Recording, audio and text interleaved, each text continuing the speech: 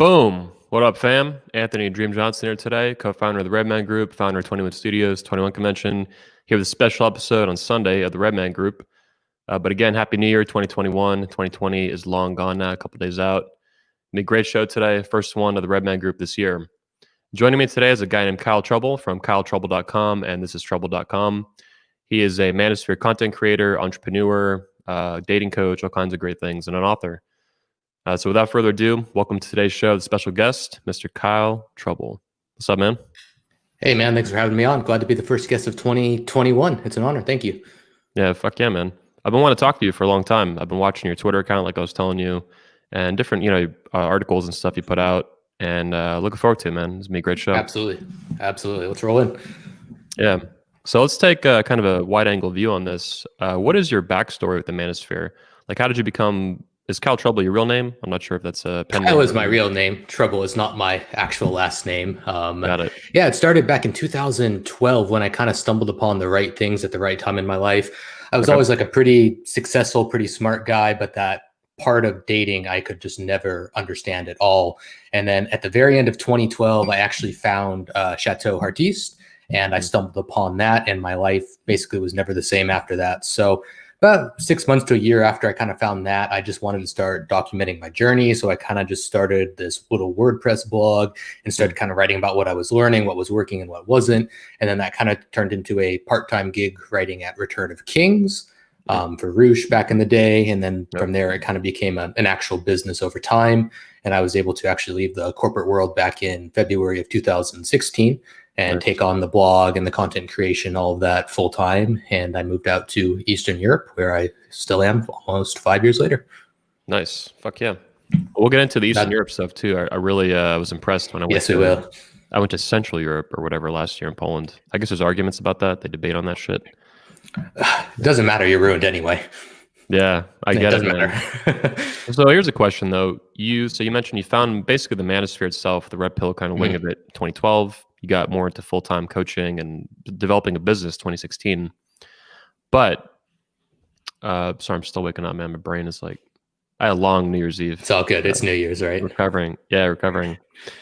God, my fucking brain is like, I need to really... It was you who said like the viewers are going to be too hungover to do this show. Yeah, you. I know. Well, it might have been all that. It might have been a little projection. Okay. Oh yeah, here's the question. Did you ever get in in-field coaching though? So you did obviously the books and the authorship and you're teaching guys online. Did you ever as well do that in field? Actually go out and I did. Yeah, a little bit in San Diego and then a little bit also in Poland when I first came in 2016. But I don't think it never really vibed with me that much. And I think kind of looking back in hindsight now, as soon as I got to Eastern Europe, my whole perspective kind of changed. Like instead of saying, hey, this is what it is, this is the cards you've been dealt, I realized pretty quickly that it was such a different world out here, and that the way that we were living in the Western world was probably not conducive to long-term health of men and of women and of just a family unit in general. And I think that's what a lot of guys in the sphere have realized over the last, I think, 2 to 3 years. There's been a lot more shifting towards relationships, saving the patriarchy, and less about, hey, let's just bang thousands and thousands of girls. So I think that kind of, the first trip I took to Poland in 2014, that was like an eye opener. And then I went back to Budapest the next year, and that reaffirmed that. Then I went to Colombia, and it was, just again, every trip reaffirmed like, oh, like maybe the way that we're living in the States is not necessarily the best healthy way for everybody involved. And so, but yeah, I did do a little bit of the coaching. It never really clicked with me that much. I can't say I ever did more than maybe half a dozen to a dozen sessions, so to speak. But yes, at one point in my life, I did do that. Yeah. Okay. Yeah, and it comes to mind because I heard about for years from the dating coaches I know through the convention and the pickup artist community, the manosphere. They were raving about Eastern Europe, South America too, a little bit like Colombia, but mostly, Romania, Eastern Europe, Poland, Ukraine, all these places for years.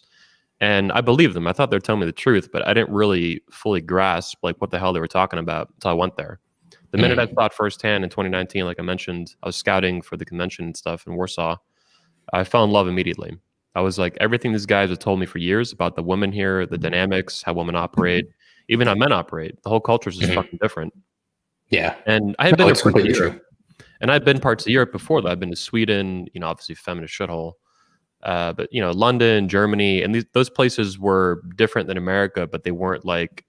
I saw basically, Poland is like kind of not a haven, but really a really healthy place. That's what stood out to me the most. I was like, men and women here, they operate differently, they behave differently, they get along a lot better. The women are not fat, they're fit, they're in shape. They love Americans, which is nice, but even beyond that, they just it's fucking different. It felt like 1950s America with it Wi-Fi. Feels right. Yeah, it feels like how it should be. That's the best way to sum it up, I think. Yeah. What inspired? Yeah, exactly. What inspired some of your first journeys and trips abroad like that? A lot of guys will talk about that, but they never do it. You just kind of. It was just having enough good friends that were doing it, and just seeing what the kind of girls they were dating, the kind of success they were having, the stories they were having, and just how different it was.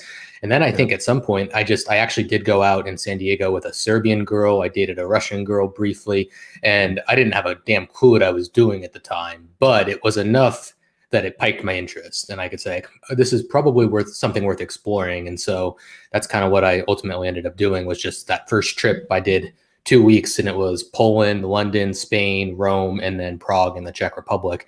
And I pretty much left those saying, London's a shithole. I don't ever need to go back to Barcelona. Rome was okay, but I don't need to go again. And Poland and Prague were absolutely awesome, and I would go back. And that's kind of what I ended up doing. Was Barcelona like London? I'm not familiar with Spain, honestly, like the cities and stuff. I mean, it's got its sense of beauty. The food's okay. It's kind of got a beach vibe, but at the same time, I didn't ever feel like I was in that much different of a world, really, than, say, America. I was in San Diego and LA, so beach cities didn't excite me that much, and it just didn't vibe with me that much. So I wanted something different at the time. I lived in a pretty good spot in San Diego and in LA in the States, so I didn't need another beach city. I need something drastically different. Got it. Yeah, fuck yeah, man. What are some of the best things you've seen about the women in these countries that you like versus, and we'll talk next, then I want to ask you about the negatives of American women. So what are some of the best things you've seen about Eastern European women, and what are some of the negative critiques that are legitimate in your interview about American women? I would say the big thing with Eastern European women is that it just feels kind of like how it should be. But if you cannot get your act together in the US, you'll get eaten alive out here. And that's going to be true in the majority of the countries. They are going to respect someone who is, secure in being a man and isn't afraid to at least be a man at the bare minimum. And in return, you get obviously much more compliance, just much more of a feminine attitude, obviously better style, better fitness, and just a better overall vibe and connection. And I know that sounds a little cheesy, but it feels like how it should be. Like you said, 1950, where women were just easy and pleasant, and you could get along with them, instead of this, in the US. And I think this is probably my biggest critique of American women, is that it's just this wall of hostility all the time. There's always just something wrong. You can never win. It's always just this battle between men and women. And then you start bringing politics and family and all this other stuff into the equation. And I don't know how anyone does it. It's like their default setting is like combative. And correct. It's like, in Poland, I was in Poland, and it was interesting because I got, I had generally just a really good experience as a woman there. Bars, coffee shops, fucking whatever. It was good everywhere. But I did get a few shit tests out at bars and stuff. But I noticed it was like hard and fast and done in a minute or two. And I was like, I haven't seen that in America since like 2008, 2009. That is, even in America, that's kind of died out. But in Poland, I think in the US, it's just constant ball busting, right? Yeah, it never ends. It just fucking never ends. Yeah. I think the bigger thing is that by default, American women are on nag mode. And that can be busting your balls, that can be shit testing, whatever you want to call it, but they're just fucking annoying, to be honest. Whereas I think with the Eastern European girls, it's more, we're going to test you really hard once in a while, and as long as you pass that, then we're going back to the traditional roles. But you fail one of those, and bad shit can happen at that point. Yeah, women are still women anywhere you go. It's just American women I view as extra toxic. It's not just Americans. Canadian women are all the same. The British women and shit. British, Western, You mentioned style too, and that was something that I think I haven't talked about enough back when I was, was more recent, the experience of Poland. But even when I was in Norway a little bit, but especially Poland, I remember on my way out of Poland, my final trip out of 2 in 2019, we were in, the Krakow airport and then Warsaw, we had a layover and then back to America. In both airports, everyone was dressed to the nines. In my view, at least from my perspective, the women dress nice everywhere they go, like all the time. It might not be the same as if they're going out clubbing or something, but like they're even in an airport, they're going to fly, they're dressed nice. I got back to America. We had a layover in Chicago, I think, before going back to Florida. And dude, the women, it was like a fucking comic book, like a fucking like a Wall-E or some fat movie or some dystopian movie. Dude, the women they're all eating fucking McDonald's. They smell like fucking McDonald's and Burger King and shit. And they're stuffed into yoga pants. Yoga pants, pajamas. You see women walking around an airport and fucking, they're not even, I mean, yoga pants are pretty bad. They're wearing fucking pajama pants in the middle of the fucking day at an airport. And I just got out of Poland where these girls are like fit. None of them are fat and they're fucking hot and they're fucking dressed well. And I'm like, fuck, these are my people. Fuck, this is fucked. Dude, imagine being out there for like several years and then going back. Like every time I go, it's like, I feel like I walked into Wall-E. Like you said, it's like being in a dystopia. Yeah, I wanted to go back in 2020, obviously. We were supposed to do the convention in Krakow after Warsaw, and that fucking went out the window. Didn't work, yeah. Even 2021 now, people are like, oh, are you going to go back and do the convention in Poland? I'm like, I don't know. Are we going to have, is the world going to the economy going to collapse? The dollar going to collapse? Is there going to be civil war? Is World War III going to kick off? It's like on a day-to-day basis. I'm like, all the above. Yeah. We'll get into that. Well, hey, man, if you want to do it in Ukraine, we're still open here, as far as I know, to foreigners. So if you want to do it here, it's even better than Poland. My concerns are mostly just anywhere in Europe right now is there's so many different countries, so many different borders and like flights and restrictions and shit. Anywhere in the EU where Poland is, you're screwed pretty much because you can't get in as an American. But Ukraine is not in the EU, so you can get in. No problemo. Maybe we'll do a different country then, yeah. I'll look into it. Yeah, I just had such a good time in Poland, man. It was just fucking... But yeah, maybe Ukraine's better. Some Ukrainian women I met in Poland were like really, really hot. The best ones there, probably. Yeah. I talked to some Polish women. In fact, they even approached me at coffee shops, which was just like wild. Like good-looking women will approach you in Poland in the middle of the day if you're like a decent-looking dude. But it's funny because one of them was saying, she said, she was kind of joking that Polish women are scared of Ukrainian women because they're so fucking beautiful. I'm like, yeah, sounds great. Actually, what happens in Poland now, and even like the Czech Republic to a certain extent, is the hottest women are going over there, as well as the unskilled men, like to do labor work. And so it's kind of like the reverse California, Florida, kind of Mexico thing, where now it's like the Ukrainian guys and the best Ukrainian girls are going there for better jobs or for better, dating prospects too. So, those kind of things happen anywhere in the world. Same thing happens in Russia with some of the, Tajikistan, Kazakhstan guys and girls coming over. It's, migration. Yeah, interesting. So you mentioned, leaving your corporate job, going full-time with, you were an author at Return to Kings, starting WordPress blogs. Obviously, you have a few books on Amazon. Let me show those off later. What's your experience been with entrepreneurship? I mean, it sounds to me like you're basically a full-time solopreneur, entrepreneur. You even have an olive oil company you were doing out of Croatia, right? Yeah, correct. So basically, that's what I did for a while, which is kind of the blogs, courses, books. And then I started that olive oil company with my friend Martin. I met him in Prague. He'd been a reader of my blog for many years. That's at selloolive.com. And then his family has like an olive oil farm, or olive tree farm, I should say, out in Croatia. So we started shipping that over. And then I got into some e-commerce stuff. And, I still kind of do the blog and the personal brand and the Twitter. But these days I actually am mostly just doing cryptocurrency trading and investing and kind of just taking that on as a full-time thing. So, I think this year COVID really taught me, like, you don't want a business that can be taken away from you by Google or by the government or by Amazon or by whatever fucking entity just wants to bend you over and take something from you next. So I kind of started looking like, what can't be taken. And I think at least the markets are never going to be taken. And, I was fortunate I made some good investments earlier in my life with those kind of like crypto things that I'm pretty good here. So that's kind of what I'm trying to now pursue as more of a full-time thing, because I think it has more longevity than a lot of the other options. Yeah, it's dangerous, man. Like, I love my company. I love what I do. But, in a lot of ways, in some ways or not, we're getting more resilient, building our own platforms and stuff. But at the end of the day, we're still huge on YouTube. It's like a main thing for us. And it's like walking on eggshells. It's like being in an abusive relationship. They could ban me any fucking day, just like Stefan Molyneux or Alex Jones or 1,000 other fucking people because of my opinions or because of like, fat woman or fat. Oh, ban, fuck you. Ban. Yeah. Well, I mean, dude, for example, like my biggest site used to do 3,000 to 5,000 hits a day, and they don't like what I say anymore. So now it's like 300 to 500, just like that. Damn. Yeah, they couple updates and you're done. Yeah, pretty much. YouTube's the same way. It's like a mini Google, and it'll owned by the same company. Yeah. Yeah, exactly.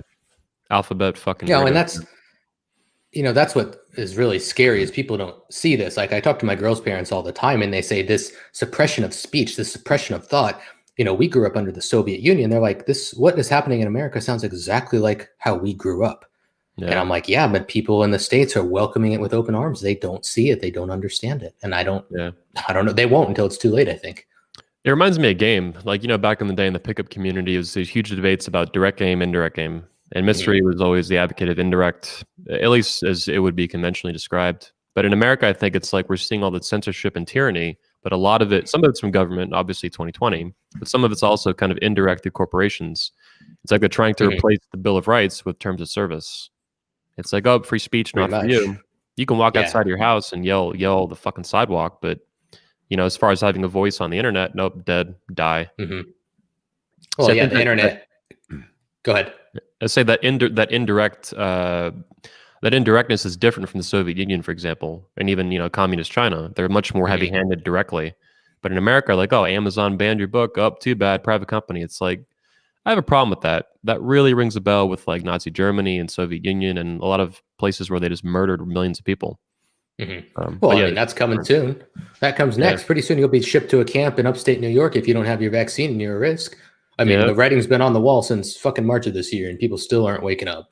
I mean, they'll have to be on the damn train to the gulag before they say, oh, shit, like, what did we just do? Yeah, that's what it'll take, Well, let's talk about that. We were talking before the show went live, and I want to say I really appreciate your Twitter account. You have an account similar to mine, 12,000 followers, something like that. And you're savage, man. Like you say, you seem to be like me, like what's on your mind, you fucking type it and you write it and you send it. You don't give a fuck. And I wish more manosphere guys were like that. Some guys are like us. Some guys, though, they're much more like fence sitters. They'll think something and they soften it up, or they don't even write it, or they're scared to retweet it because it's too savage or too fiery, even if they fucking agree with it. And it's like, man, speak the fuck up. You're almost no better than the politicians if that's the case, honestly. I mean, that's just it. If you're, sacrificing what you believe in for the sake of your brand and your follower count, whatever it might be, then you know what, your views need to take the precedent, and the business and the followership will come. But with that being said, we're at a pretty pivotal point in the world. I mean, I strongly believe this. Back in March 17th, whenever those damn lockdowns started, I said, pretty soon it's going to be, you need this vaccine. Please scan your chip to enter the grocery store. And today, just today, actually, I was refused to buy groceries because I didn't have a mask on. So people are not waking up to this. And unfortunately, the facts are right in front of them and they still can't see it. Like, I will take my chances being injected with COVID versus getting the vaccine over any day. Like, shoot COVID up in my arm right now. And people are just, they're so afraid, man. And I think this is kind of really just a very American thing, is when you have so much comfort and so much to live for, we'll say, but I mean Netflix and porn, really, then you don't want to give that up. You're not willing to rock the boat. Whereas people in other countries that don't have as many creature comforts are much more willing to fight and die for their causes than, having to actually get off the couch and do something like in America. So that's the thing, is we're so wealthy as a country, which is a whole nother topic about, the feds and the money printing and everything else. It's all a farce, but that money has bought enough comfort that people are unwilling to rock the boat and unable to ask questions and unable to stand up for themselves until it's too late. Yeah. So let's take a step back here. What are some of your basic views on the COOF, pandemic thing? Is it real, fake? And what about the major things like masks and lockdowns? My opinions, the guys that follow me, they know what I think about these things. But what about you? The COOF? I believe COVID's real on some level. Yeah, it's killed some people. Yeah, it's hurt some people. But guess what? People die every fucking day. And that's never, ever going to change. And I think it's completely wrong that the politicians, who are all almost exclusively older and in power, are locking down the youth and ruining the future. But this is also the American way of life, man. If you look at how Social Security works, it's the same thing. You sacrifice the future as long as everything is okay now. So I'm very much, COVID is pretty much a farce. Maybe it's a little worse than a common flu or a common cold, maybe a little bit. Masks, stupid, useless. They only work if you actually change them every hour, maybe every 3 hours. I mean, if you ask a heart surgeon how often you change that mask, it's more than once every week, like we do. They're basically piles of fucking shit we put on our face now, really. Lockdowns completely don't work, completely unnecessary. Hasn't been a single lockdown I've seen that have actually saved lives. And It's all been politically driven. And if you can't see that, you're an idiot. I mean, there's no other nice way to put it. You're an idiot. So do you think some of the lockdowns were not only political, but maybe malicious to harm small businesses, shit like that? How far down the rabbit hole do you go with this? I go pretty far personally. Politicians so politicians rarely create. They are not capable of making a blog and creating something from scratch. They're not capable of art, of business, of anything. The only thing they're really capable of is legislation, bullshit, and taking. They rarely ever actually add something of value into the world. So people, and this is kind of a mistake that's very American, is people say like, oh, the government's for good. The government looks out for me. Bullshit, they do. That's so wrong. And if you look at other countries like where I am in Ukraine, everyone says, wait, you trust the government? You trust the news? Like, what kind of idiot thinks like that?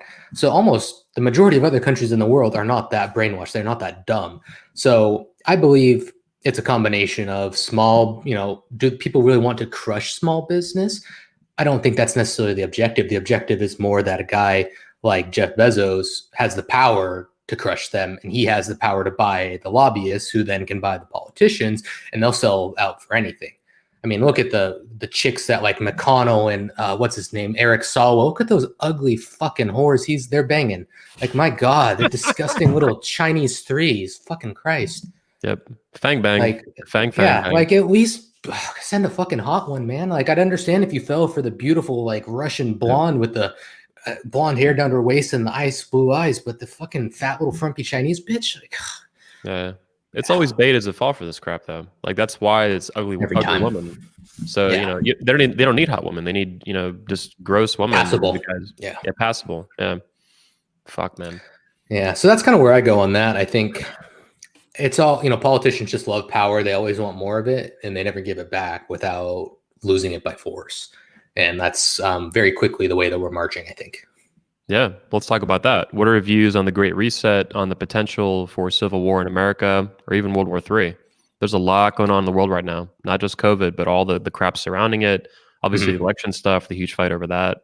So what are your views on Great Reset, Civil War, World War III, just potentials?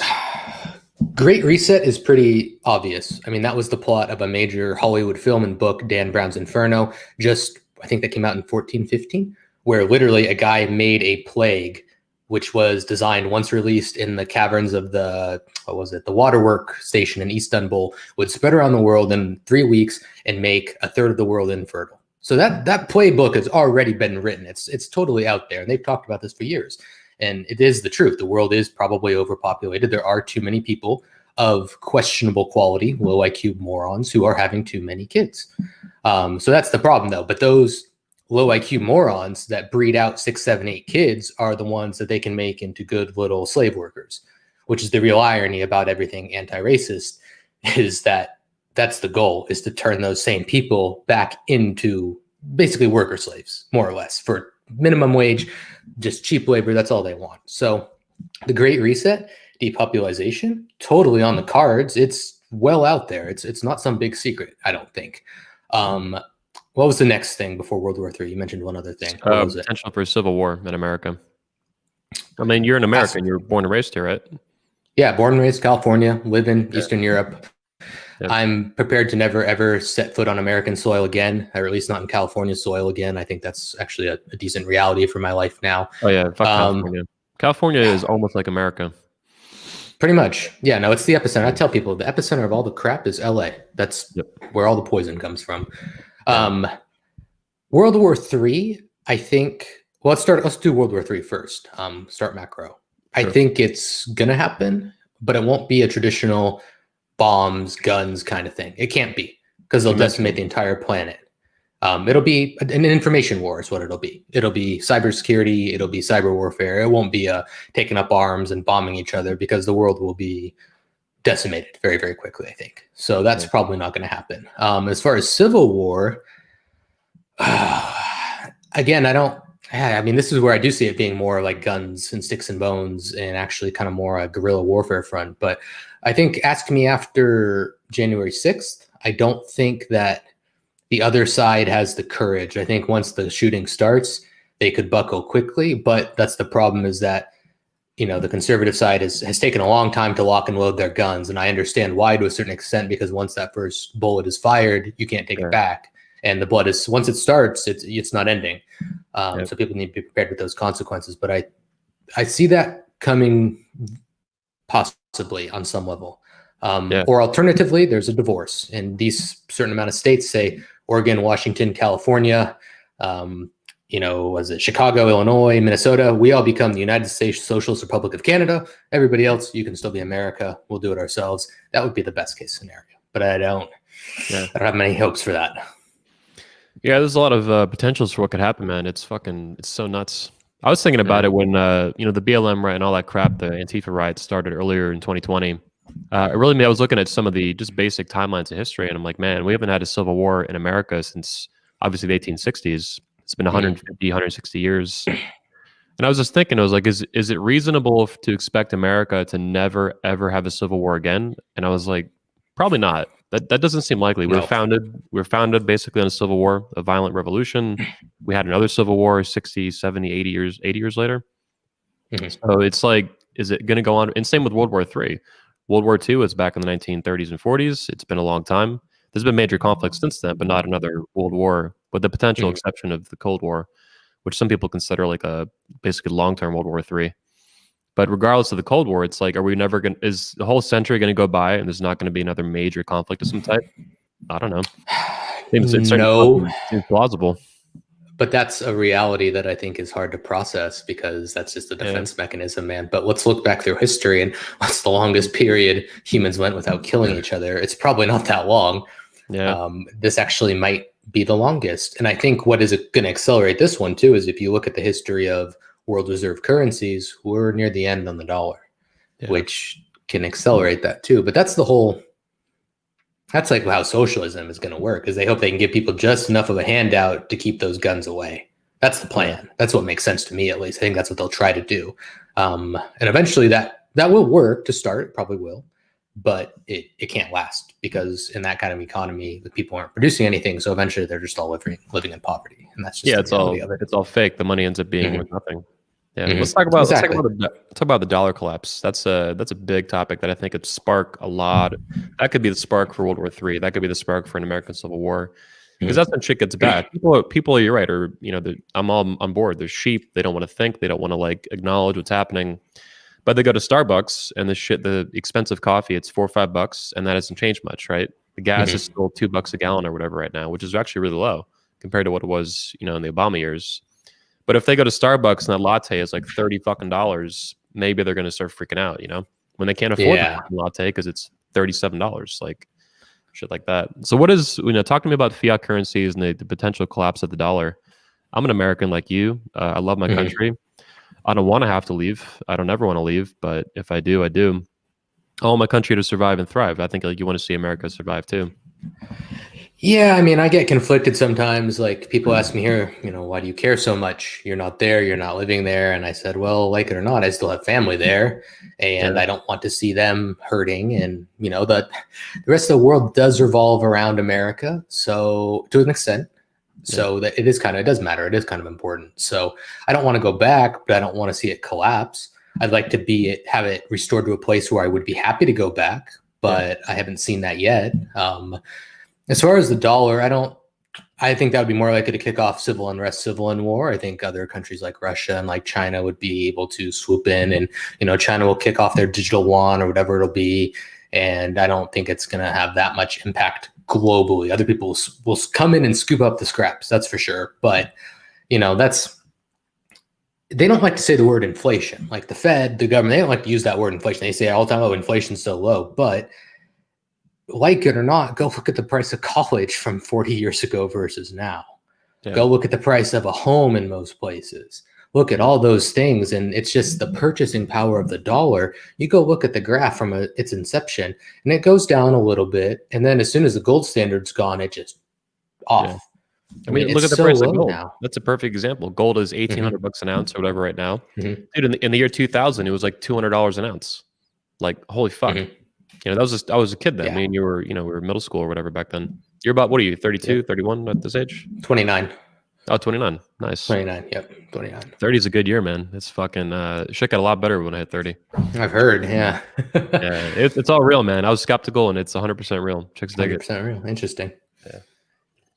Yeah, so I think we'll see on that, man. It's hard to say, and you can't predict exactly when it's going to be, but the purchasing Yeah, power's never been lower at this point. It's only going to keep getting worse, obviously, yeah, and people won't realize it until they're standing in line at the grocery store for that, $50 loaf of bread or whatever it's going to be. yeah. Now here's a great question I want to ask.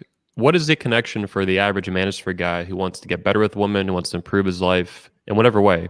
Fitness, dating, relationship, Mm-hmm. Finances, building a business, changing careers, whatever. What's the connection between, what we see in politics, all this lockdown crap, the mask crap, the coup stuff, all the potential for civil war and all these major issues? What's the connection between that and the way we see women behave in America, which I view as very, negative and destructive and toxic compared to like you're saying in Eastern Europe. So in America, we see these fat, toxic women that are nasty. Mm-hmm. And we're also seeing politics get to this like boiling point, all kinds of socialist, communist crap. Lockdowns obviously are just totally nuts. Mm-hmm. I agree. What's the connection there? Like, why should guys in the manosphere care about this? It's enjoy the decline, bro. Enjoy the decline. Watch it all burn, bro. Bang chicks. That's a loaded question. Yeah, yeah, I think there was a really good point of enjoy the decline where that was valid, but I think the evidence there now is that's not how do you save civilization. And if you don't care about civilization, if you're happy to let the world burn, then I kind of understand it. But I can't personally just sit by and watch that while enjoying just myself. Like, I don't want to see my family suffer. I don't want to see my friends suffer. So that's kind of my take on it. They're not wrong, but eventually that well dries up too, man, or dries up. And, it's like for all the enjoy the decline, bang lots of chicks, like, well, okay, but every year there's, 20% less attractive chicks in your country. So eventually, and here's what gets me is that then they'll come to Eastern Europe and say, oh, the girls here are so hard. This is bullshit. Like, why can't they be sluttier? And then eventually the girls get enough Western influence coming and they then become sluttier, and then they complain about that too. Well, they're not as feminine, not as fit anymore. It's like, dude, you have to open your eyes at some point and see the hypocrisy here. And I don't think a lot of guys in the manosphere are actually capable of seeing that, because that's kind of how, that's how they've been programmed, really. It's not that much different than just society in general. Like, once you have this core belief system, it takes a lot to shatter it. And it's almost like it takes that world falling apart for it to kind of rewire your brain. Yeah, real change is hard. Real change is intense. Mm-hmm. It was in a very dark humor kind of way that was amusing when the riots started, and we saw American cities burning down, like literally on TV. Mm-hmm. Police stations getting bombed, Molotov cocktails, and it's like, oh yeah, enjoy the decline as you burn alive, or enjoy the decline. What, in New York City? This great club city from a couple years ago. Now it's a ghost town shithole. It's crazy. In Florida, I'm having a great time, but we're saying in Florida now, it's like the last free state. It's the last state that everyone, dude, it's packed right now. Like all the fucking beaches. Oh, I bet. It's through the roof. Oh, I bet. Yeah, because everyone's escaping. Yeah, I've never seen it busier here in the summer, because no Americans could go to Poland or to Hungary or to Czech Republic or any of those other countries in the EU. So everyone was out here in Ukraine. A lot of guys, a lot of single guys, all, looking to get the local women here. I've never actually had a bigger crew for as long as I had this year here. It was interesting to watch. Wow. Man, I need to go to Ukraine. It sounds like fuck. That wasn't actually I did want to go there, and that was actually the plan in 2020. Go do the convention in Poland, and then I was going to go on a business trip to Ukraine, and I can't wait to go at some point. Pending it's a good place, man. Vaccines and flights. Bullshit. And garbage. Yeah, I fucking hate it. Yeah. What's your view on vaccines and stuff? You taking the vax? What are you doing? I ain't taking that jab. Hell no, man. I mean, dude, this is just such common sense. It amazes me, because how often do your average medicines take of testing before they hit the market? Like, just look at a skincare product. How long do they experiment on monkeys before they even try a human? And then how many human trials do they have over how many years before it can even be considered to be sold to the public? Years. The answer is somewhere usually between 5 and 10 years. Yeah. Yeah. And they rolled this thing out in 5-6 months and are like, everyone line up. No, dude, like I said earlier, I'd rather take the COVID jab or, I would take the Russian or the Chinese vaccine before the Western one.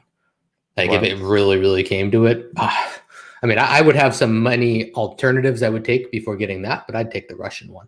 before. Wow. And of course, the Western media will slander it, but they're not doing experimental stuff on the same level at all. But you'll never hear that in the Western news, you know.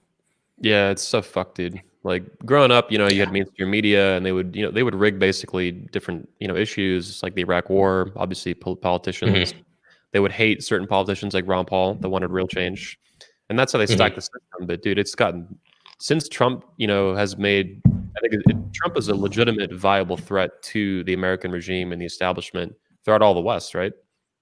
Since 2016, it's just been so nuts in America. You've seen it obviously in Ukraine, being over there, but dude, it is like they're just fucking out of control, like every day of the fucking week. And then even Fox News finally, they fucking you know, they've caved like pussies. Caved. Yeah. Well, and what's amazing is people still. God, I saw these tweets today. There was all that stuff with Pelosi and McConnell's house. Like, oh, this is so bad. I'm like, are you fucking kidding me? Let's string those fuckers up. Well, let's put it on TV. My God, I'll raise a glass to that. You kidding me? You're upset that they had some graffiti on their house? Like, come on. Like, tell me how like McConnell or Pelosi have a net worth of like $125 million off their fucking house salary. Like, come on, get real. We're so stupid. I'm so fed up with politicians. I could just, with a few exceptions, like my governor in Florida and, you know, Trump and a few savages. If they're not savage, I just could not give a fuck what happens to them. No, why would you? I don't give a fuck. Like they don't give a damn about you. Yeah, they don't give a fuck about me. They don't like America. They don't love America. Some of them even hate it. McConnell, I think, is more kind of like middle of the road. You know, just kind of sellout. Sometimes he does good things. Sometimes he doesn't. Pelosi's just pure evil. Crazy Nancy, and a lot of them are like that. They're just absolute treasonous sellouts.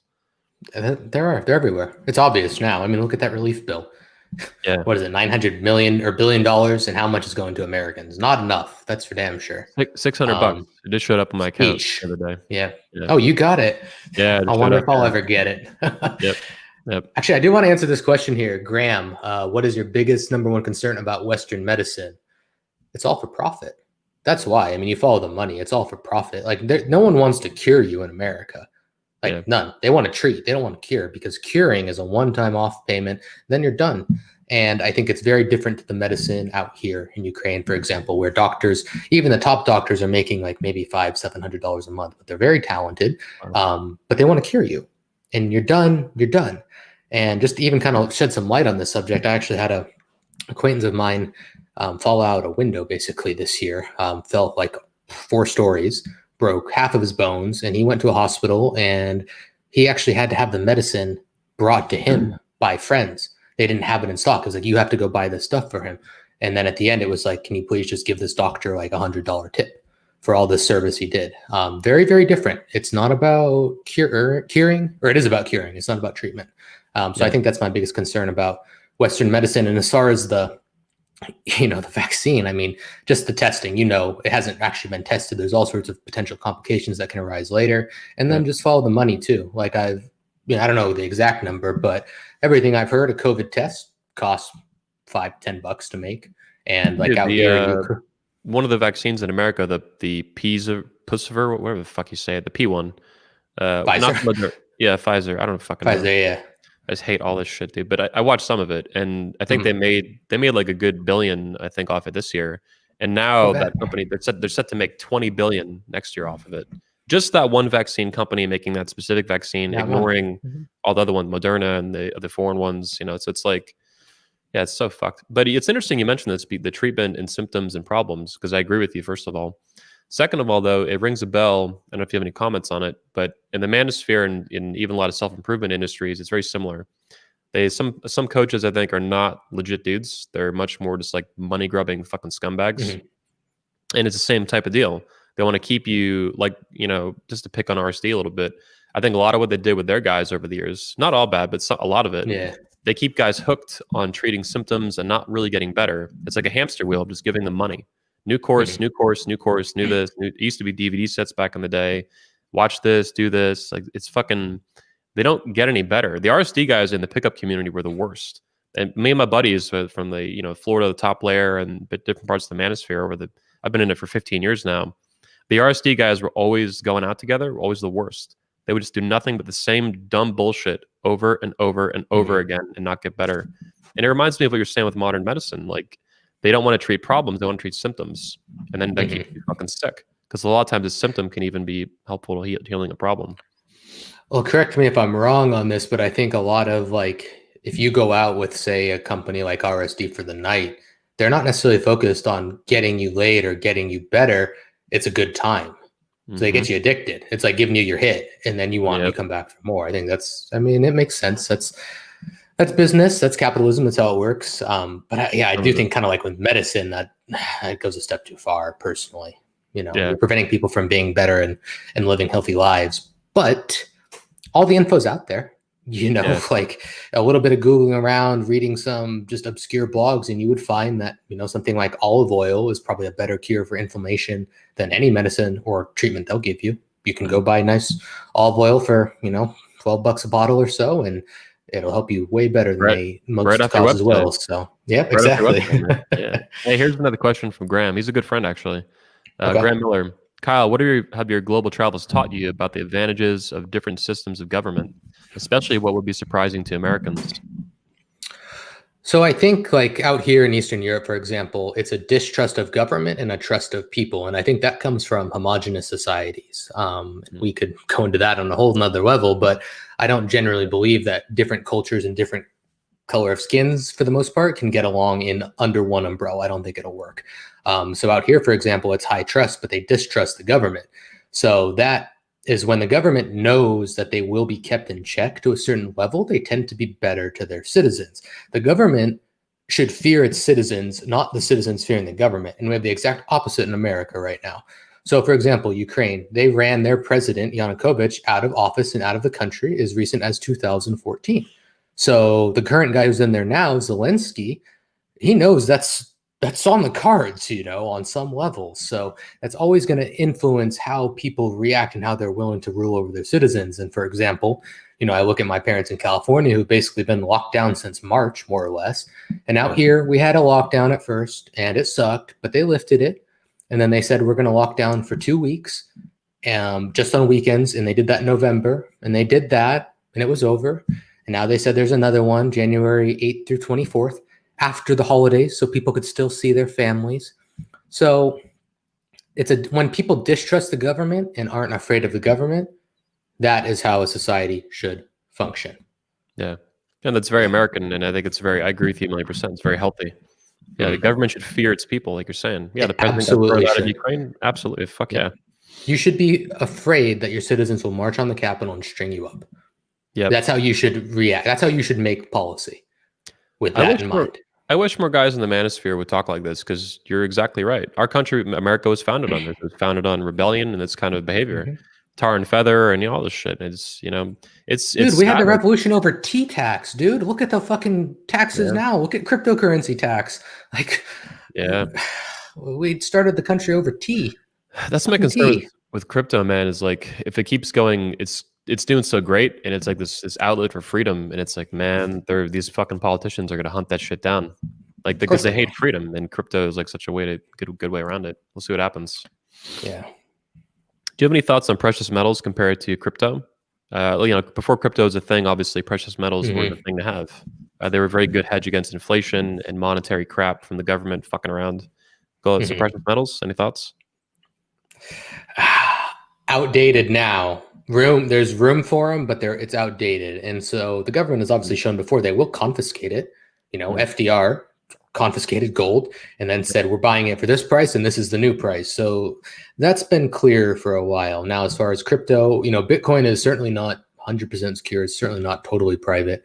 But if you memorize 12 words, or hell, if you write down 11 words and you memorize one, they can't really get it unless they hold a gun to your head. I don't think it gets much better than that. If you're going to own gold, the problem is obviously dividing it. If you want to buy a house, you have X amount of gold bars, then sure, maybe that works, but you can't just sit there and chisel that gold bar easily to go buy a coffee down the street. So that's where it, has that limitation. But crypto has that same one now. Like, Bitcoin's too slow to go buy a coffee with it, for example. You need something like Dash, something a little faster. So precious metals have their place, I think, but I don't think they're the future, personally. Okay. And certainly not in the States, unless you're willing. I mean, that's the thing. You got to be willing to defend it too, if it comes down to it. Yeah. Yeah. One of the things, let's talk about this.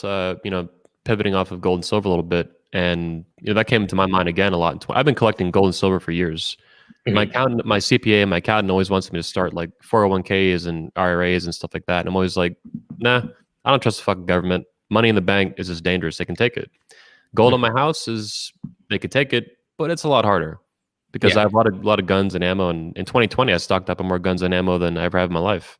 And I've been training and stuff, so it's been felt very American in spite of the year being so shitty. But good shit. Had a good question off this though. Fucking brain gold again. Keeping it in the bank. No. It's COVID stuff. So, but that's where it all came from. What has COVID done good for the world in 2020, if anything? Maybe, for example, kind of revealing the nature of politicians, the nature of sheep, who's a sheep, who's not. Anything positive that came out of it? I think some people are waking up. Like even my mom, for example, went from in April, a vaccine would be so good, to now I'm going to find a new job if they mandate it. She works for public schools, so they probably will mandate it. So maybe people are waking up. I think that's about the only positive thing that I can see. I would say if your relationships, both, with girls and with your family, have survived 2020, they're probably stronger on the other side. They've also probably destroyed a lot of them. A lot of relationships have hurt from that. So I think probably the biggest positive, and you might have to ask me in a few months or a year if it's still a positive, because I don't know if it's really worked so far, is that maybe people have woken up. I think I see traces of that. I see hope of that, but I won't be convinced until people do something about it, and that's where they're trying to push people is, once people snap, they snap. And then there's no going back, but people haven't snapped yet. And I'm surprised. I'm a little surprised and almost a little disappointed, but I think we're getting there. We'll see. I think like the Pelosi and McConnell stuff, if it's not a hoax, is a good sign of what may come. Well, even a few months ago, maybe 2 months ago, not even, there was some allegedly, now this could be just, fake government, bullshit, hoax, psyop, whatever. There was an alleged attempt to kidnap a governor, the Michigan, I call her Cruella DeVille, this bitch. She looks like a fucking cartoon villain. Whittler. Yeah, evil as fuck. Whittler. But I was laughing at that because, I'm like, ha, fuck. Like, this one's a massive piece of shit. Like, she's the worst governor in the country. Worse even than California and New York. This bitch is, like, evil. And these dudes wanted to kidnap her. Like, well, you want to act like this tyrannical bitch piece of shit? That's what happens. Like, that's what happens, yeah. So... Yeah, I don't know. It's like I saw in Michigan many, many months ago that when all this lockdown stuff started for a second time, they had the Capitol. They had guys with guns in the Capitol. It's like, that was like your chance. Take the Capitol. But I guess people didn't get pushed that far yet. I guess not, Yeah. Yeah, and who knows what's going to make people snap, man. But it definitely, I think a lot of people are getting pushed in that direction from the riots and BLM and the lockdowns and the... I think the latest bill, because everybody's seen what's inside that now. Yeah, I think that could be it. We'll see. We'll see in like 3 days, I think. Yeah, a couple of days. It's fucking. It's exciting times, man. It's exciting times. Yeah. It is. It's thrilling in a way. Like it's, the people around you are going to be scared, but it's also one of the most exciting times in history if you are willing to, be a part of it to a certain extent. But certainly the uncertainty. As men, we're usually logical. We have a plan, and we can, plan steps out in our life at least 3 months. 1 year, 5 years in advance. And now it's like you can't plan 5 days out because you don't know what's coming next, which that level of uncertainty is going to, it's easy to get unsettled from that. Oh, for sure. Yeah. Yeah, I'll say too, man, to comment on this, I think Trump, I was kind of blackpilled politically, I'd say. I wouldn't call it that back. I would not have called it that back then, but I do now.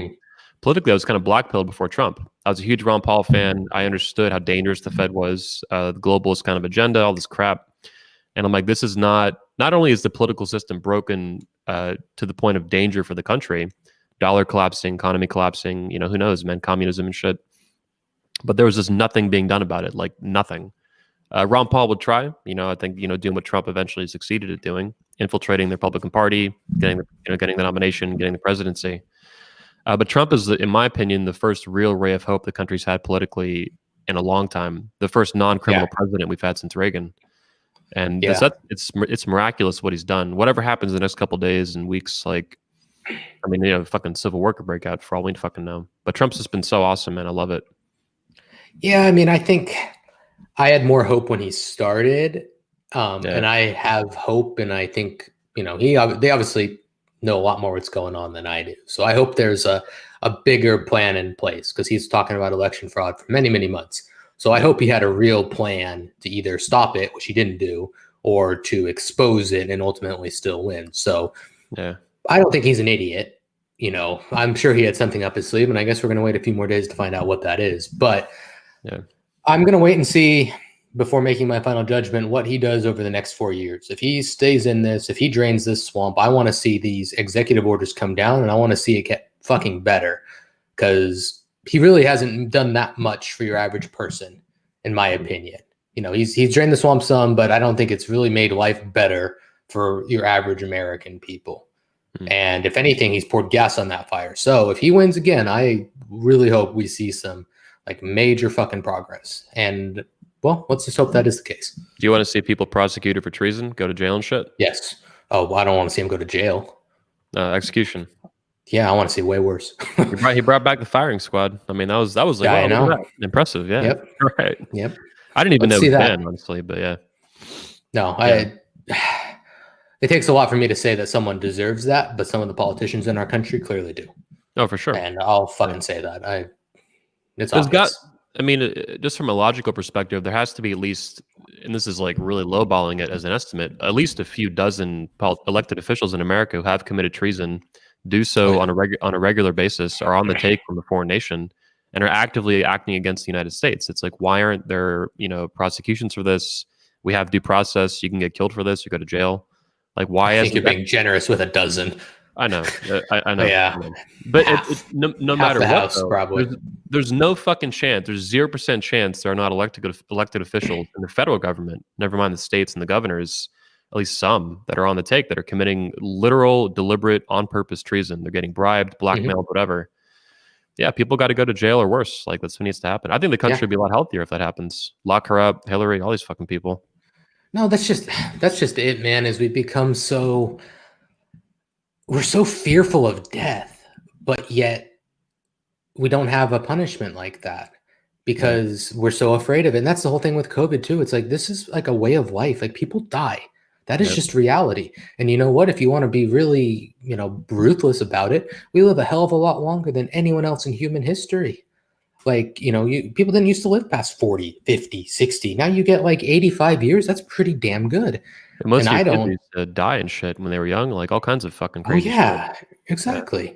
And I'm not saying, at some point, if you've died from COVID, I'm not going to take that away from someone and say, I mean, that's a loss, obviously, but if they're over 70, I'm sorry, that's in the scheme of the world's history, it's not really a tragedy. Yeah. Like, and I can say, if my grandparents got COVID and died, would I be upset? Yeah. Do I think we should shut down California to save them? No. Yeah. And that's just the reality of it. You can't sacrifice, and I look at, this is what makes me so angry sometimes, is like, my grandma goes around and tells people, wear a mask. And I'm like, Grandma, are you fucking kidding? Like, the world, you want my kids, unborn kids, to grow up in a world where they can't smile at each other, where they're forced to wear a mask, forced to submit, forced to do this, forced to do that? I'm like, I don't fucking care about your life, because you've lived a full life in the most prosperous nation at the most prosperous time. So now shut up. And if I want to fight for that freedom, you don't get to tell me what to do. And this is how I feel about pretty much all older people in America, all the boomers. Fucking scum. They burn their kids, man. It's like so. Yeah. Dude, I'm 32 years old. I don't believe I will ever in a million years get Social Security. Like, and my parents are 55, and I don't think they will. Yeah, exactly. No way. So it's a huge fucking scam. They don't let you. Now, a few politicians like Rand Paul and Ron Paul, they've been trying to get, change it so that young people could opt out of it, which is totally reasonable at minimum. But even that, they can't get done. Like, none of it. It's all just a fucking massive scheme. Yeah. No, that's just it. I want to opt out. Like, give me that option at least. But well, okay. So someone just, that's a narrow view. So why is that a narrow view, Ohioan? What exactly is a narrow view? Like, we can say, I hate. Let's say. Well, I'm on page. I'm on the same page with you, man. Like, old people die, even some young people can die. Like, none of it's worth. The COVID, the coof stuff. We'll call it the coof. Try to avoid the censors and shit. But the reaction to it, even if it's as it's a legitimate virus that does kill some people, I think it is a little bit worse than the flu. I'm on the same page with that.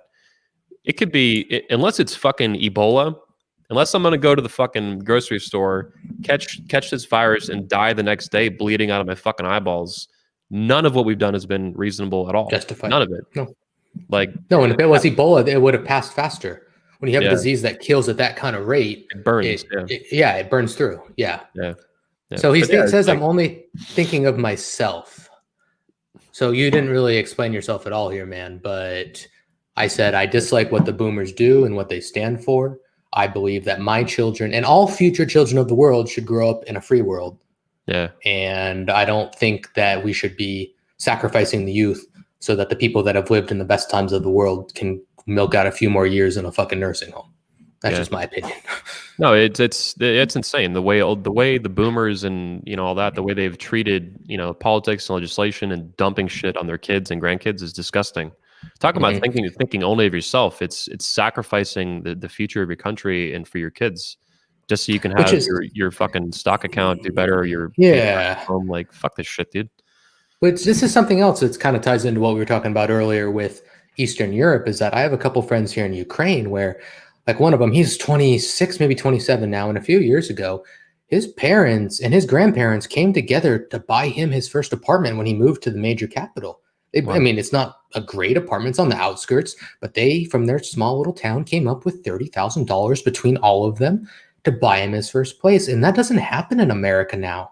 These days, grandma would rather die and give 500K to somebody, to her son when he's 65 versus giving him 100K when he was 30 and letting him put it to work.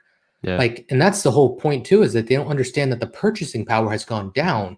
Wouldn't you rather invest that money and see it put to use and see them succeed or fail? That's part of life too. You succeed or you fail, than to die when they're already old and they're too late to take advantage of that.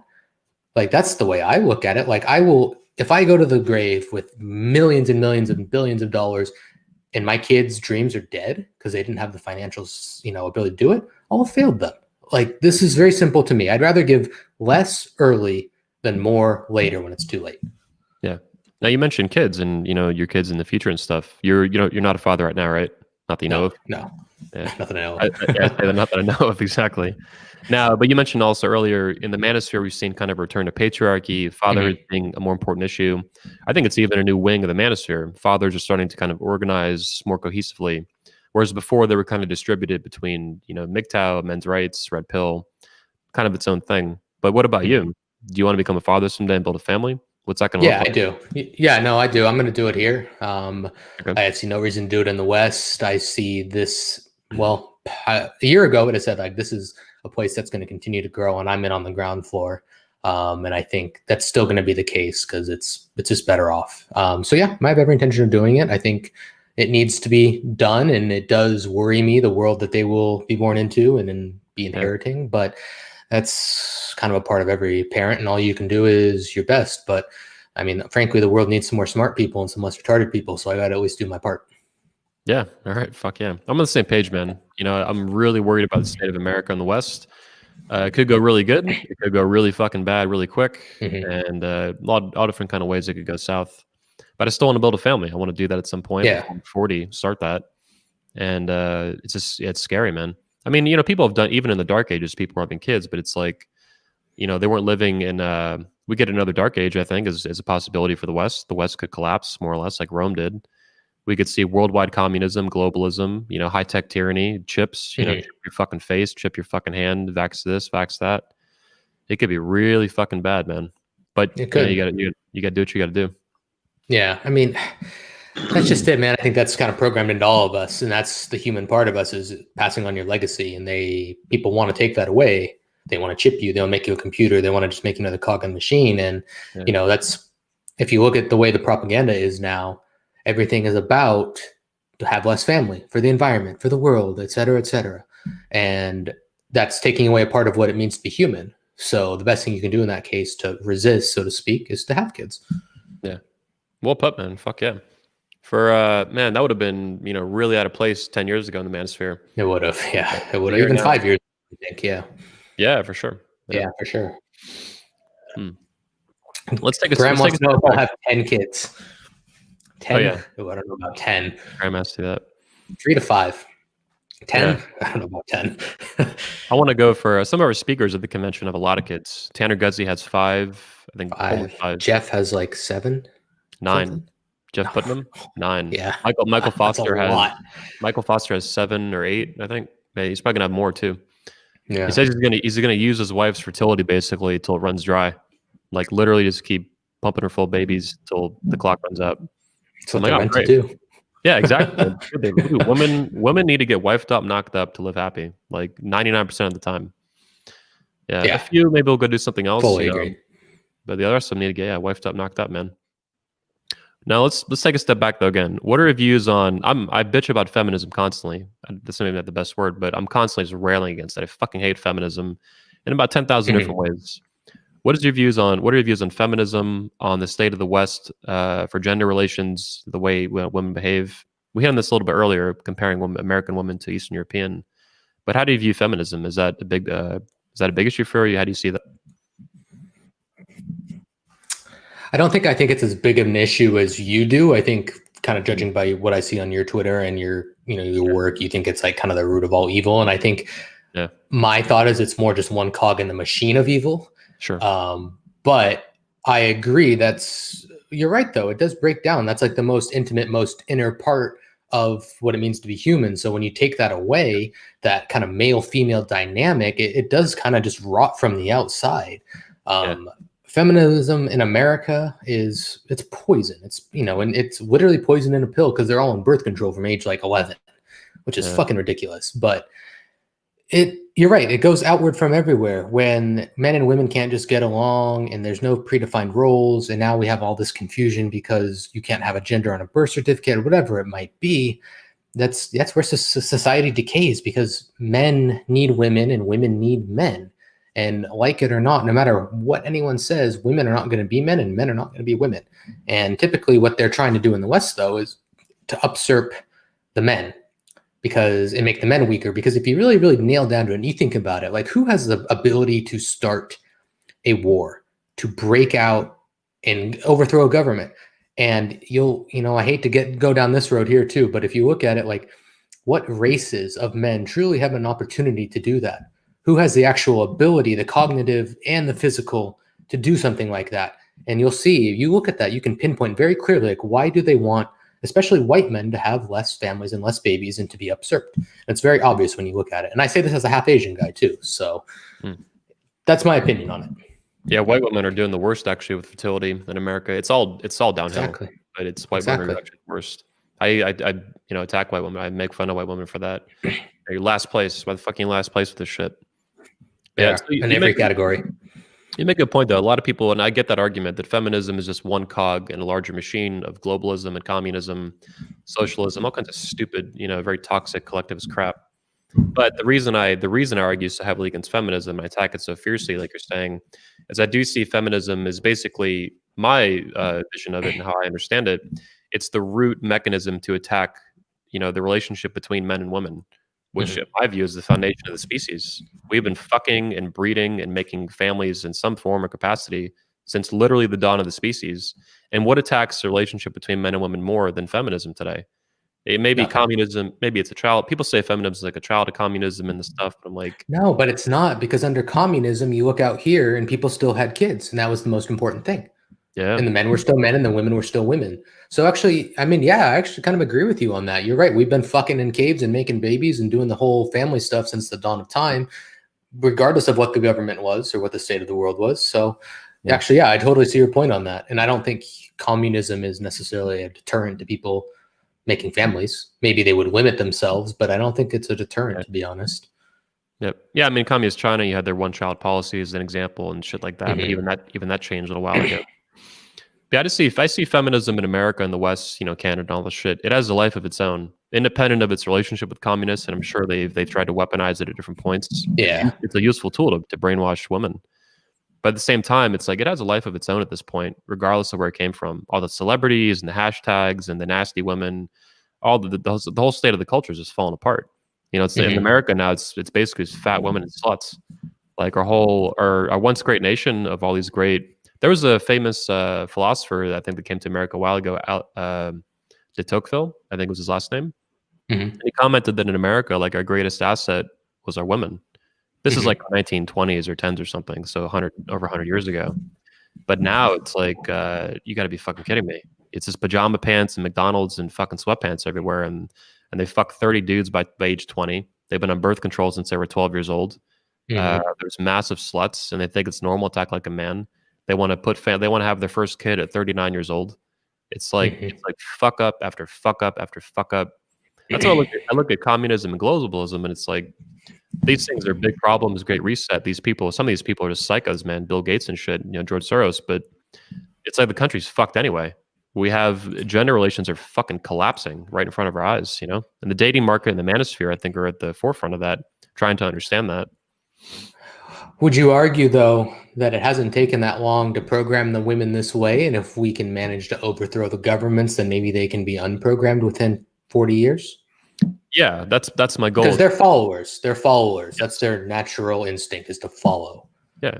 I mean, my goal literally as an entrepreneur, part of it anyway, is to abolish feminism. And I've really been trying to make that happen. But I think that's like a 30 to 40 year fucking window of time that'll take. Oh, hell yeah. You're going to be an old man before that time comes, regardless of how well you do. It's going to take decades. Yeah, at least.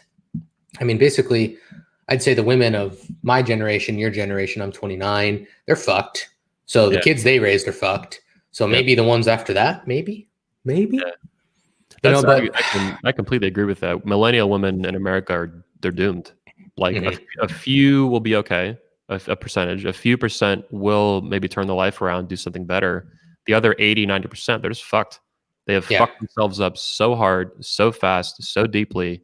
And like, you probably, this is a manosphere kind of saying that I agree with, but men are built, women are born. And women have to basically preserve their femininity over time to be a good woman. Whereas men much more have to build themselves up, build their body, build their mind, build a business, build a life. Well, you just look at how was an 18-year-old guy taken in the world, and look at his value versus an 18-year-old woman. 18-year-old woman, maximum value. 18-year-old guy, minimum. No one gives a fuck. Yeah. But I think, and this is a horrible way to think of it, but the one thing that would reverse and change feminism very, very quickly would be struggle and strife. Okay. You start shooting, you start having a war, watch how quickly, oh, please, men, I'll do whatever. Please protect me. Real quick, because survival is always the one thing that's always going to override everything else, is the way to survive. So that happens. I think we would see women in the West fall back into line very, very quickly if communism hits and it becomes a kind of a dog-eat-dog world and they need a man to provide. They can't do it. Very, very quickly, they will get back in line. Yeah. But you have to say, like, well, we basically need to have the dollar fall, civil war to break out, and a lot of other horrible things to happen for that to happen quickly. Yeah, the price of correction is massive at this point. To do it fast anyway. Yeah, to do it fast. Correct. And that's still going to always be gnawing in the back of their mind, too. Even if it's corrected, it's always going to be there. Well, so this is an interesting topic you bring up because I'm following along the logic, and for the most part, I agree. However, and maybe you were too, I was hopeful at the beginning of COVID, at the beginning of this alleged pandemic and all this stuff, that women would, start heading in this direction a little bit. And for like a few weeks or a few days, it kind of was. I had girls hit me up that I haven't talked to in a long time. A lot of guys reporting this kind of behavior. Fuck buddy from 2 years ago. You haven't How many pieces of toilet paper do you have left? Exactly. Toilet paper and food. And even it's all, but these are all just safety mechanisms. Even when the riots broke out, girls were rightfully scared of this stuff. And guys are a source of masculinity and protection and provision. And beta males that are pussies don't have these things. But now it's all. But then we also saw OnlyFans kind of make a huge surge in 2020, and now it's like women are just fucking. They're like, oh, instead of being feminine, I can just be a massive slut and sell pictures of my asshole for $7 a month on OnlyFans. So it's like, oh, we're gonna get better. Nope, fucked, fall off cliff. Yeah. Were you hopeful at the beginning then of COVID that these things we'd see a push for that? And what are your views on that? I think I did see that. I think I even tweeted that a few times, like, oh, maybe this is the thing that makes women fall back in line, but it didn't get bad enough. There was just enough. Well, that's just it. No one's gotten really poor this year. I mean, well, some people have, obviously, but just by investing in some basic stocks, you could have made a fucking fortune this year. So there hasn't been enough struggle, enough strife to make normal females come back. And now I've lost kind of hope on that. Yeah, Walmart never closed. Like you could always, Yeah. probably every state, you could go to Walmart and buy food and shit. The trucks never stopped coming, the food never stopped Mhm. coming, so it never got that bad. I guess the bigger hope I have is that quite a few girls out here now look at Western girls and say, what is wrong with them? Why would I want to be that? Whereas I think a few years ago, they were all like, oh, we want to be like Sex in the City. And now they look at the photos and the marches and everything, and they're like, oh, why would I want to be anything like that? So it's possible the younger generations may have enough sense to say, no, I don't want to be 40 years old with all these cats and no options. I think there may be some, and granted, though, the hard thing is going to be that the older women are still going to be preaching those things to the younger ones, regardless Sure. of that. It's going to be a lot of, but, young people, kids especially, they see the hypocrisy. Like if you raise a kid, if you're saying, hey, you should do this, you should do that, but you don't do it, they're not going to do it. It's by example. So, young kids and people have an insight into that's very intuitive. So Yeah. maybe they'll start to wake up, but we'll see. Yeah, it's dicey, man. It's so dicey. You probably know that I did the Make Women Great Again, campaign in 2020, all the hats behind me, people saying shit. And that was the most successful thing I've ever done in terms of a marketing campaign going viral. And as successful as it was as a start to pushing back against feminism, I mean, it's like David and Goliath. Like you're pushing against, me and then the manosphere more widely against a cultural zeitgeist, I guess you'd call it. That's just so massive. Feminism and these different shit. They have trillions of dollars of fucking support from every government institution, every branch of government, every fucking corporation is pro-feminist, more or less. Mm-hmm. It's a big battle to fight, man. Big battle. 30, 40 years. Yeah, easy. I think it would take. It's a big battle, and it's, I don't want to say it's not fair, but like you look at your average guy in a relationship now, and it's like you have all the responsibility, but none of the authority, and that's bullshit. Yep. You need to have both. If you're going to bear all the responsibility, you get all the authority. It should not go the other way at all. You can't just and it's very similar though to how governments operate now. It's socialism when it's a loss, but it's capitalism when it's bonus time, baby. And that's how the world works. People are going to take advantage of that. But Yeah. I mean, yeah, we'll see how the females in America do over the next 10 years or so. But Yep. I hate to say it, but more and more guys every day are realizing what's available out here, and they're going, and they're having no part of doing that. And I tell you, for every one guy who has been divorced in America, and I talk to these guys, I mean, they come out here, I meet them, I have a drink with them, I show them around. They tell everybody, like, you can't shut them up about this thing. Like, they go home and they tell 50 guys. So it's like COVID. It spreads everywhere after a while. Yeah.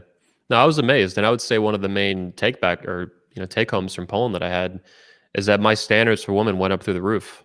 Like I've always liked really hot women. Now, if they're crazy or not, I was honestly kind of indifferent. Like, I'll figure it out. I want to bang them. But even that now is it's fading more and more every month, every time everything goes by. Every girl I bang, I'm like, my standards go up a little bit more, and I have less tolerance for American Western bullshit. And my tolerance for that shit was already really low in the first place, other than maybe a bang or two, and get rid of them. Don't come out here again, man. You'll be done. Yeah, Your second trip will do it. It'll put the knife in you. Trust me.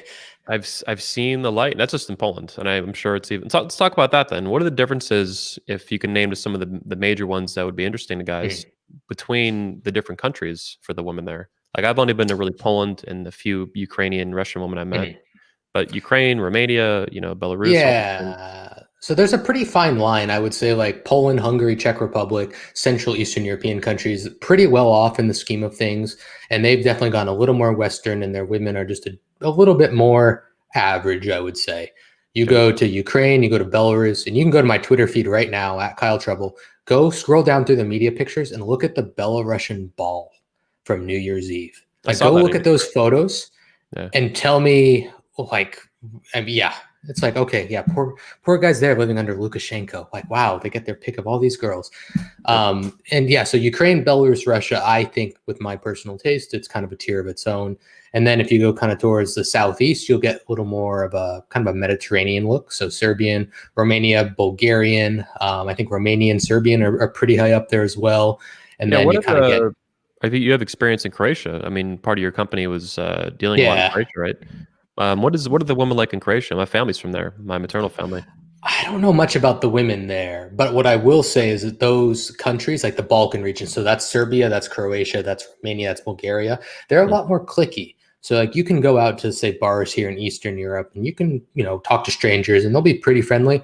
But in those kind of more balkanized states, it's a lot more closed off. It's about who you know, the connections you have. Like it's hard to just walk in there for a week and like really get your way into that. Now, if you stay for a few months, you meet the right friends, and they are very friendly people. If you're there, then you can really make some progress. But it's going to take a little bit longer. And they're just, as an expat, like, I'm not a digital nomad. I'm an expat. I actually live here.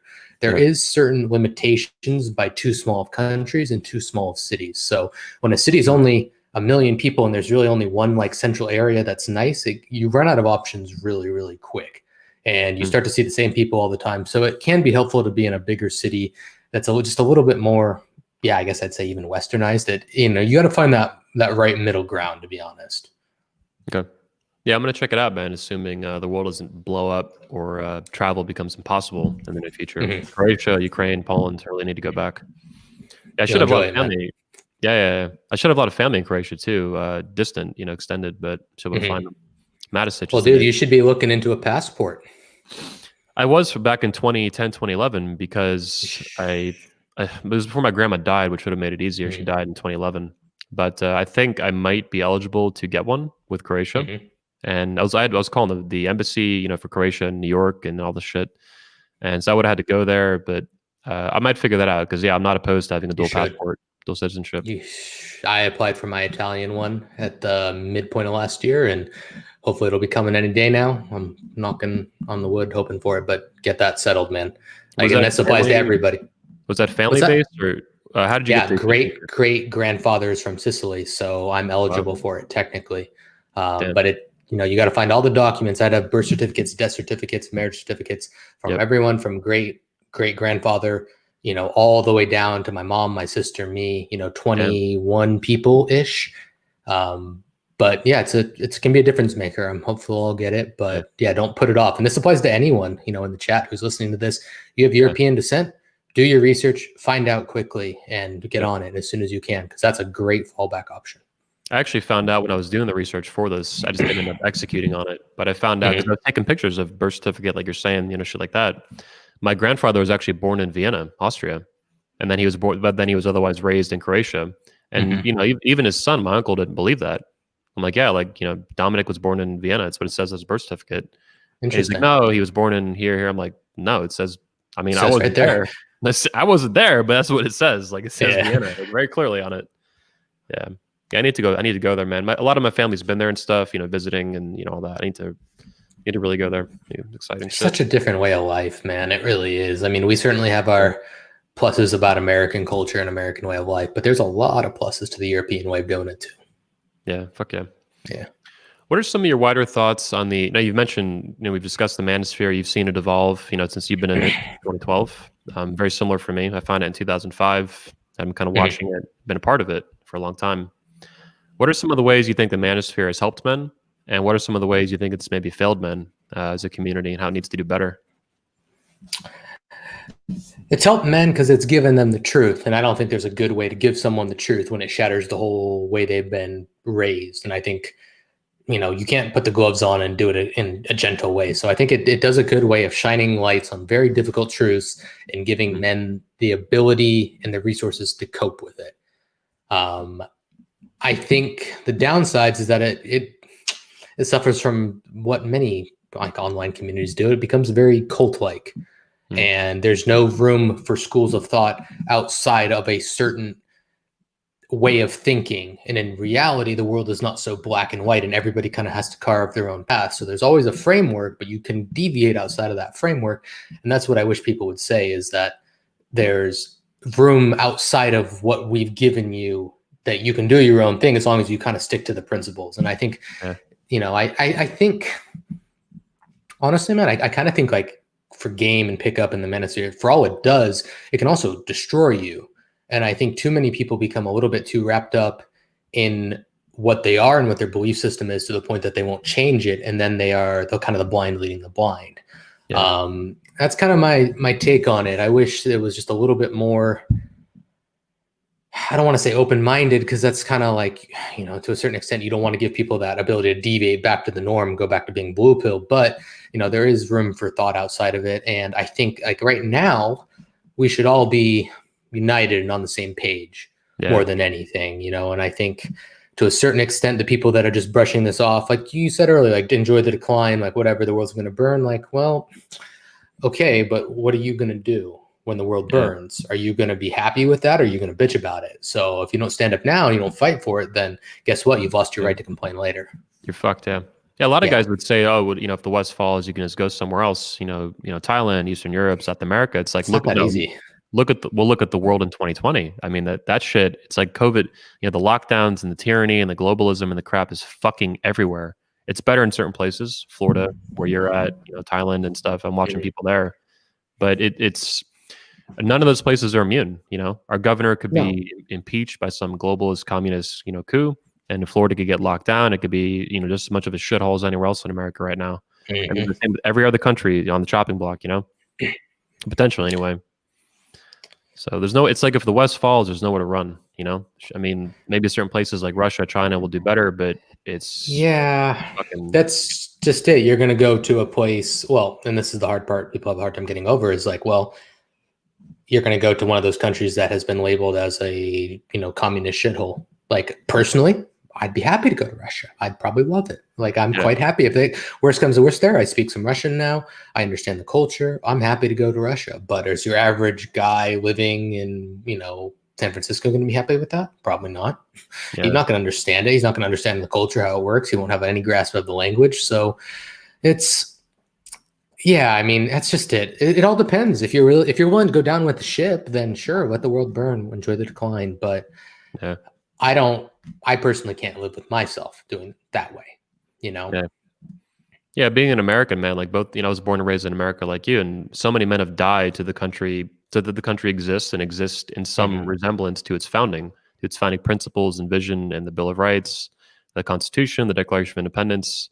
I still am an American now. I still live in America. It's still a free state, at least in America. I have a shit ton of guns. I have thousands of rounds of ammunition. And that's really unusual being an adult human being on this planet. Most places you don't have, the average person doesn't have access to weapons and firearms to defend himself from anyone. Like whether it's, common criminal or the government rounding people up for fucking, free showers in a gas chamber. It's like, I don't want to go to the gulag. I'm not going to a fucking vaccine camp. I'm going to fight or die, period. Yeah. No, I feel the same way. Yeah. No, but you know what? It's going to take other people. We're not proud. Most people in America are not proud to be American. I'm not even in America. I don't really like America, to be honest. I hate everything that it is now. I like the original image of it. I would do my part to restore it. But I also have built a life out here for myself. So I don't know if I'm willing to go, fight for my country, so to speak, more than what I do just on the internet. But I can certainly respect people like you that are doing that.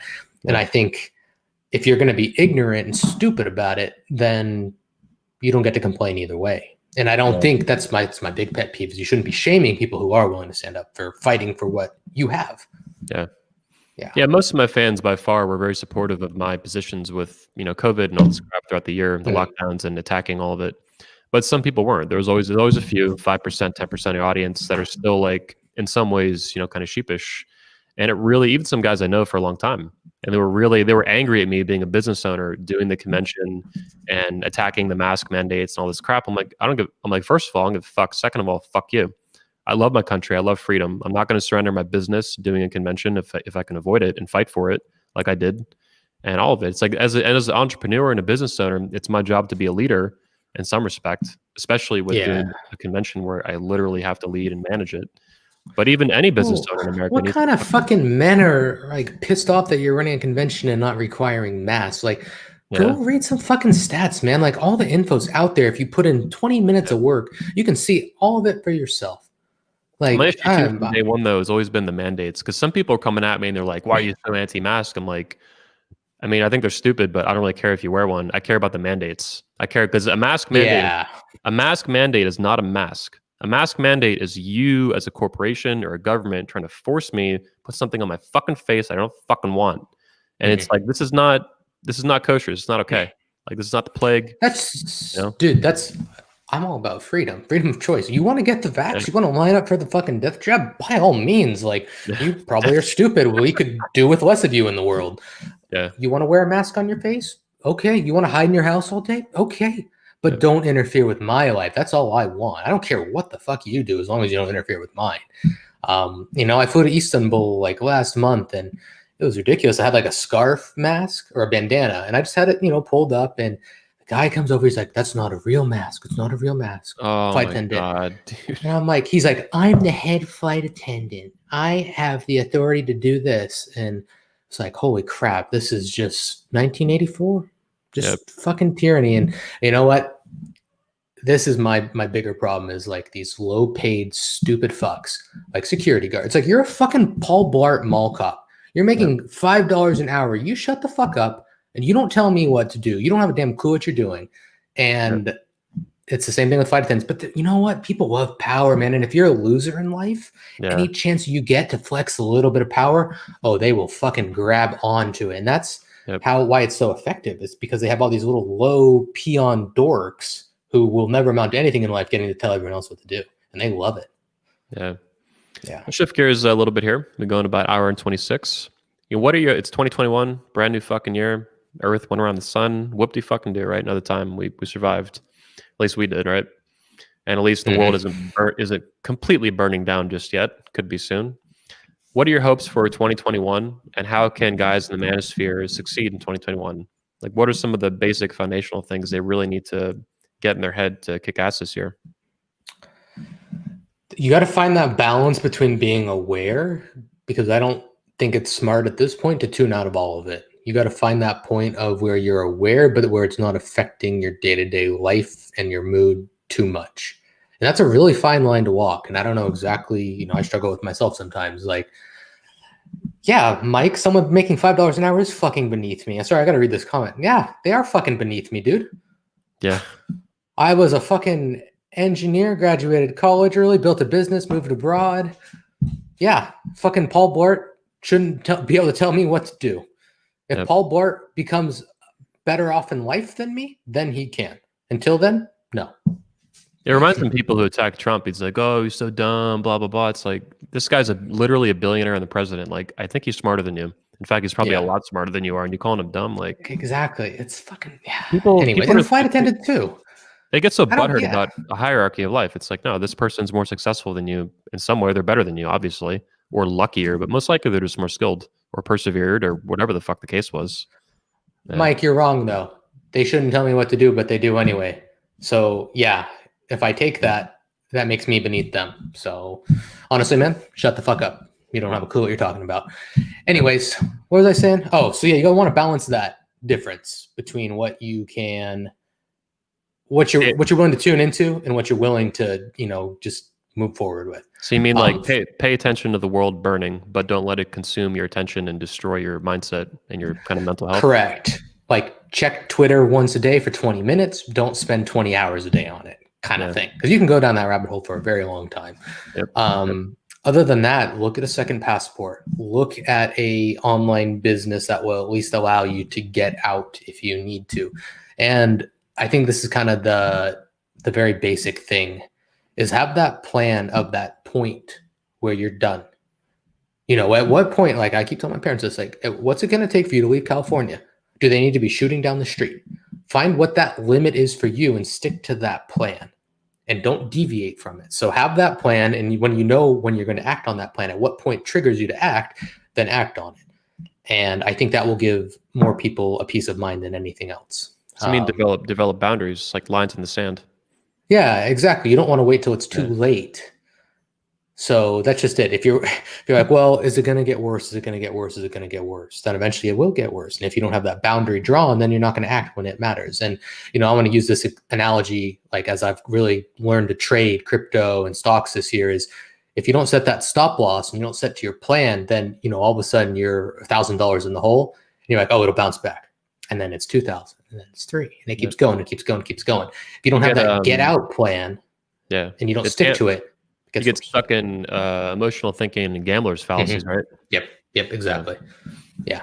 I haven't messed yet with crypto and stocks really. I have some crypto, but I should have done it sooner, obviously.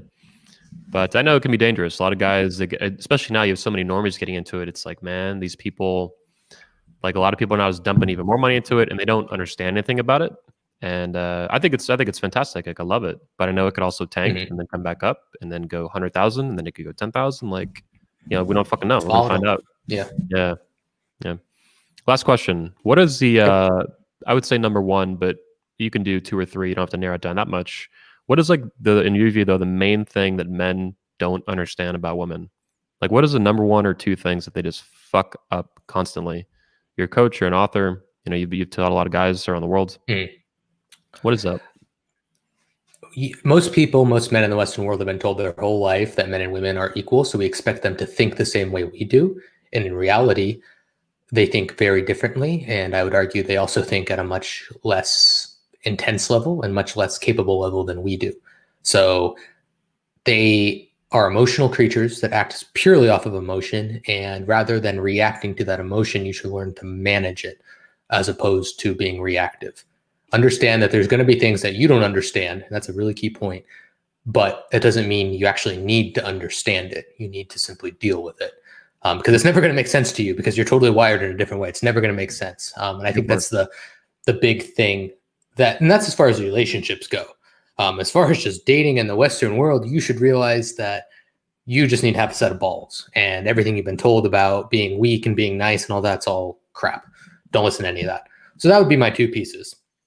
If casually dating, if more simple, realize just be a man, throw all the advice. Don't ever listen to a female's advice about women. If you want to be more serious, then understand that what comes out of her mouth may not ever make sense to you. And it's more about managing it as opposed to reacting to it.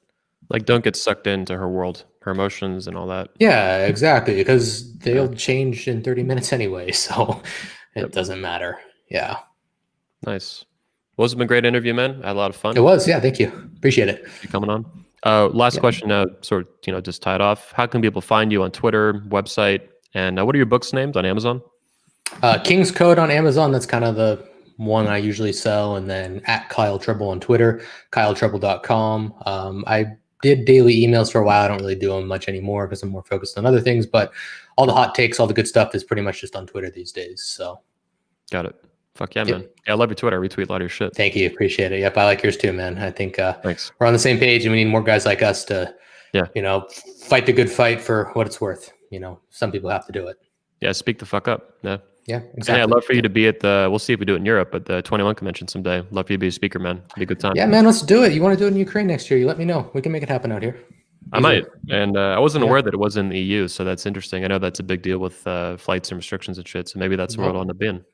You can fly like Miami to Warsaw to Kiev, or you can fly New York to Kiev, Chicago to Kiev. There's lots of options. So if you want to do it out here, man, you let me know. I can make it happen with you. Yeah, I'll pick up a baby mama on the way out. Fuck yeah. Importer. Exporter. All right, man. Thanks so much for having me on. I appreciate it. Yes, sir. Everyone else, thanks for tuning in today live on the special Sunday episode of the Redman Group, episode 130. I'll see you next weekend, most likely on Saturday, but we'll see. Stay tuned on my Twitter account at Beach Muscles and follow the Redman Group on YouTube. You can just go search Redman Group, and on Twitter, Redman Group 21, Redman Group 21. Peace out. Happy New Year. Thanks for tuning in. Kyle, see you later. Thank you. Cheers.